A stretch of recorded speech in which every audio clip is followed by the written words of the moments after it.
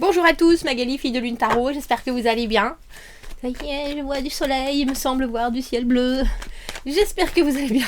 Ça commence à être chose rare chez nous. Il faut sortir, tout le monde dehors. Allons voir, c'est le printemps. Moi je rejoue les mêmes séances, les mêmes séquences. Non, c'est l'automne, Magali, ça y est, c'est l'automne. Samedi 23, dimanche 24, de bons contacts avec Mercure, Jupiter nous prévoit un bon partage. Ralentissez dans la soirée, il pourrait y avoir des gens un peu énervés avec le carré de Mars. Mars, c'est la combativité, non ? Dimanche 24, tenez-vous-en aux choses que vous avez prévues de longue date. Considérez comment vos objectifs personnels peuvent être en conflit, on dira, avec vos obligations. Et souriez. Ils sont gentils. C'est Yom Kippour. Dimanche 24. Ok. On regarde sur longtemps comment nos projets personnels peuvent être mis en conflit avec nos obligations. Aïe, c'est peut-être pour ça qu'on a le pape en dessous. Allons voir ce que nous avons appris. J'espère que vous allez bien. N'oubliez pas de commenter joyeusement ce week-end. C'est le tirage du week-end, là où vous pouvez, si vous avez envie, de discuter avec les autres. Les autres personnes qui commentent, si vous avez envie de nous dire ce que vous faites de votre week-end. Qu'est-ce que tu fais de ton week-end, Magali? Rien, je crois pas. Est-ce que j'ai quelque chose de prévu? Je crois pas. Pas dans l'immédiat, en tout cas, j'aimerais bien aller me baigner. J'ai été obligée d'aller à la piscine hier, tellement il faisait moche. Je sais pas si vous vous rendez compte, à la piscine, alors qu'on a la mer. Et puis c'est drôle parce qu'ici il y a des lignes, ils mettent des lignes avec quelle vitesse vous allez, si vous allez vite ou si vous allez lentement. Et moi je suis pas du tout compétitive. Moi je suis une très bonne nageuse, j'ai toujours nagé, mais à chaque fois que vous allez dans la ligne qui va vite, les gars ils veulent absolument speeder, c'est dur de trouver la bonne. Donc quelque chose qui doit être relativement relaxant peut devenir très rapidement hyper relou. Donc j'étais contente quand à la fin il n'y avait plus personne. Ah voilà, là je vais pouvoir nager. Mais ça m'a fait du bien. Mais bon, j'aimerais bien pouvoir aller à la mer quand même. Ça commence à retomber la température là. On attend ça, chocolat chaud ou thé après la baignade. Faut que j'aille m'occuper du jardin aussi. Oh là là, tellement de choses à faire, si peu de temps, messieurs, dames, si peu de temps. Comment nous en servir? Ce qui arrive au-devant de nous, comment s'y préparer au mieux? Un petit conseil, ou de la pensée. Que de la pensée. Tiens, un 7 d'épée. Le 7 d'épée dans le traditionnel du 7 d'épée, plutôt comme ça, on prend ce qu'on a à prendre, et puis tant pis pour les autres, c'est bon. Ras-le-bol des arguments, ras-le-bol d'essayer de convaincre. Et vous êtes comme ça. On voit bien que la bataille est terminée. Il y a un petit crâne juste là. Et que la décision, de toute façon, c'est drôle parce que c'est plus une décision qui est à prendre du coup. C'est faire au mieux avec ce qu'on a. Oh, on a un as de coupe dans les conseils. On a les fesses de l'as de coupe. J'aime bien. L'as de coupe, traditionnellement. L'as de coupe dans le vice-versa. Dans l'opposé du vice-versa. 7 d'épée, 7 de bâton, messieurs, dames. De dos. Et encore de dos. Non, là c'est... Enfin, le 4 d'épée, dans les conseils, il est de profil. Comme ça. On dirait que vous vous préparez à une bataille, mais en vous armant comme il faut. Alors, j'adore le vice-versa, de toute façon. 9 d'épée, traditionnellement, je ne vois rien, je suis inquiet, qu'est-ce que je dois penser, qu'est-ce que je dois regarder, qu'est-ce qui m'arrive. Il y a quelque chose de l'ordre de... Alors, dans le vice-versa, on n'a pas ce côté hyper angoissant. Il y a plutôt quelque chose qui nous obsède. Il y a une pensée qui reste dans notre esprit. Et là, il est là le Silver Surfer, le surfeur d'argent, vous le voyez. Il y a quelqu'un qui vous regarde, il y a quelqu'un qui vous protège, il y a quelqu'un qui sait que de l'autre côté de votre pensée, il y a une libération. Comme si, alors j'ai envie de dire, comme si vous vous inquiétiez pour rien, mais pas ça. C'est comme si vous voyiez des choses, alors j'ai envie de dire qui ne sont pas là, parce que ces épées, bien sûr, elles ne sont pas là, c'est juste du mental, c'est juste de la réflexion. Et il y a quelque chose derrière qui est complètement clair, qui est complètement lisse, qui est complètement, alors j'ai envie de dire vide et en même temps libre. Traditionnellement, le set de bâtons, ma carte de être sur les starting blocks, ne rien vouloir. On lâche rien parce qu'on a gagné des choses avec difficulté. On est très fier de son parcours et on va tout protéger. Quelque chose de très, je suis gardé, et le premier qui passe, bam, il prend un coup de bâton. Et là, la bataille, on voit qu'elle est terminée. En fait, c'est fini. C'est drôle. On dirait que vous êtes en train de vous préparer alors que la bataille est finie. Alors, est-ce qu'il y a des choses que vous ne savez pas ?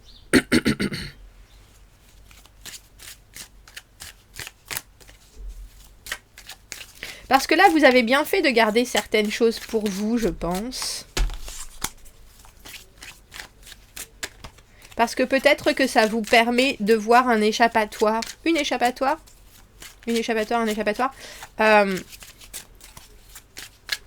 Mais je pense qu'on vous accompagne en même temps dans votre processus de pensée. Quelque chose vient de se passer qui vous oblige à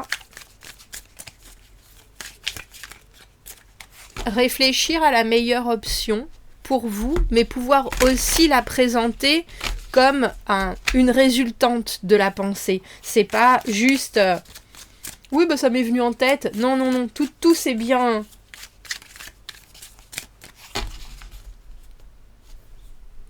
Tout ça. Alors c'est autant s'installe, tout s'installe bien. Mais c'est aussi, c'est drôle parce que c'est comme si vous vous prépariez à quelque chose et en même temps vous arrivez après la bataille. Donc, soit vous êtes en train de vous préparer pour un second round, et avec cet as de coupe, il y a quelque chose qui est foncièrement porteur dans la façon dont vous présentez les choses. Parce que là, on n'est plus dans l'intellect, on n'est plus dans le mental du tout. C'est comme si les armes avaient été déposées et que maintenant tout était possible.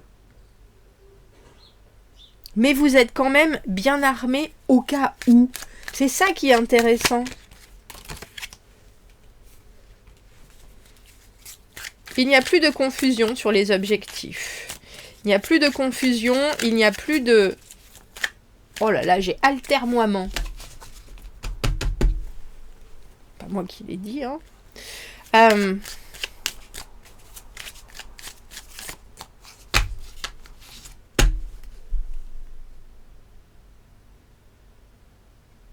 Il y a un moment où vous avez dû, très probablement, vous creuser les méninges. Alors je vais vous farcir les méninges, vous tourner les méninges, vous faire mal aux méninges. Et maintenant, ça c'est du passé, et ce week-end, ça se pose ce qui est passé. Mais vous avez aussi gardé, alors j'ai envie de dire des informations, vous voyez les choses beaucoup plus clairement, justement, pour mieux envisager la suite. La lune à l'envers, c'est le moment où la confusion se lève. C'est le moment où ce qui a pu être imaginé, ce qui a pu être envahissant au point de vue réflexion, c'est-à-dire j'y pense tout le temps, il n'y a plus besoin là. Il n'y a plus besoin. Maintenant, effectivement, si les choses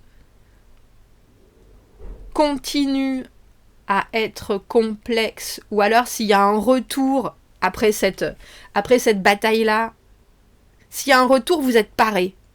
De toute façon, vous savez comment ça va marcher, vous savez pourquoi, vous savez comment... Enfin, il y a quelque chose dans cette carte du 7 de bâton, dans le vice-versa, où les obstacles ont été passés, on a trouvé la tactique, la stratégie, mais je pense que c'est vous... C'est intéressant, j'ai l'impression que vous êtes tacticien avec des choses que vous avez déjà appris, ou avec des choses que vous avez appris et que maintenant vous maîtrisez.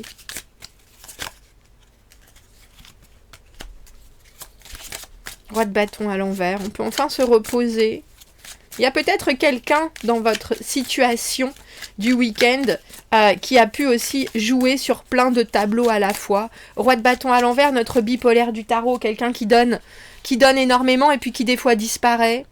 Que ce soit un homme ou une femme, quelqu'un qui a une énergie qui est vraiment en pointillé et qui sait pas vraiment... Merci.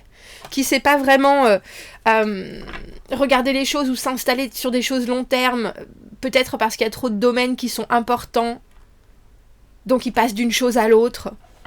Mais au moins, ces envies, je pense, vous les avez complètement en ligne de mire avec ce 7 de bâton. Il n'y a plus de doute. Alors, un roi de bâton à l'envers, comme toutes les cartes, elles ne sont pas toutes négatives ou toutes positives. C'est quelqu'un qui est là pour amener la liesse, qui est là, qui est charismatique, mais qui ne sait pas s'engager, qui vit le moment présent sans penser du tout ni à ce que ses dires vont faire, ni à ce que ses faire vont dire. C'est quelqu'un qui profite, on dira, de tous les instants sans les conséquences. Et je pense qu'au final, vous avez peut-être appris quelque chose de cette personne. Il y a des secrets qui sont levés en général avec la lune à l'envers, avec le 7 d'épée à l'envers.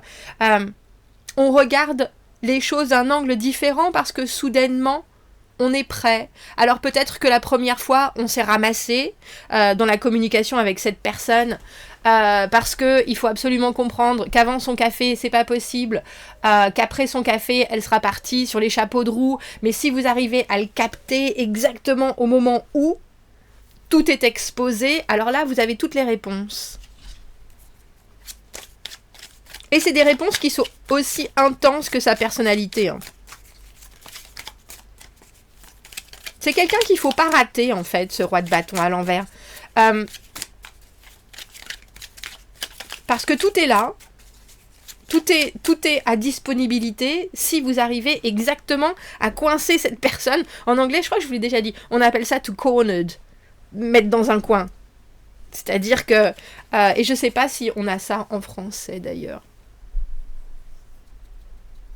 Si, mais c'est pas exactement ça. Acculé. Ben voilà, c'est ça. Mais d'une gentille manière, 7 d'épée, 9 d'épée, ça fait quand même quelques temps que vous y réfléchissez, je pense.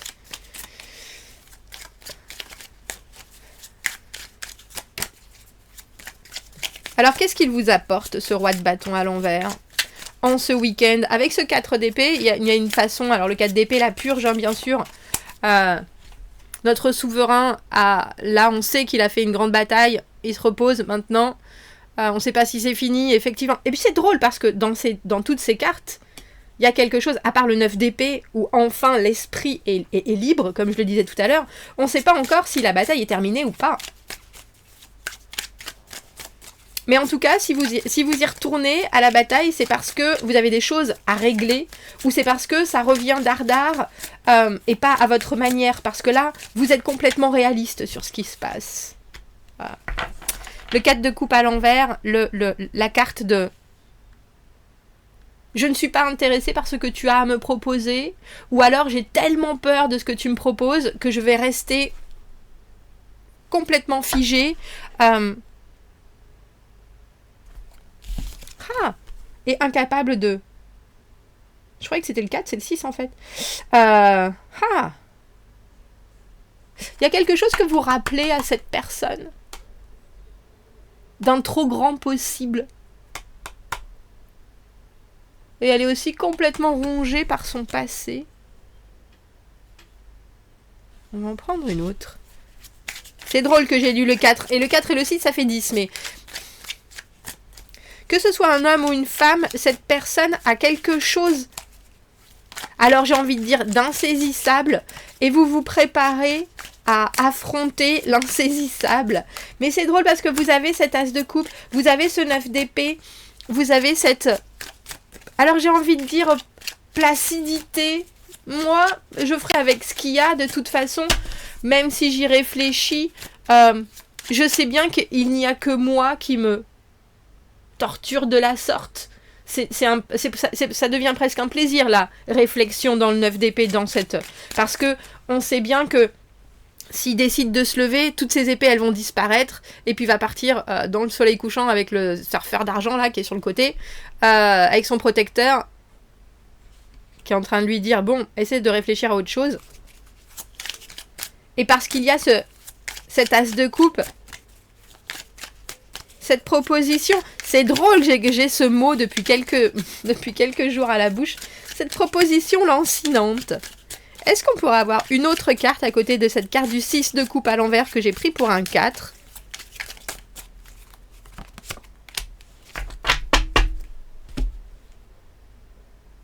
C'est un peu comme si cette personne, elle faisait des appels en morse. Et c'est un peu comme si cette personne, elle faisait aussi des appels au secours. Mais par rapport à quelque chose qui est passé.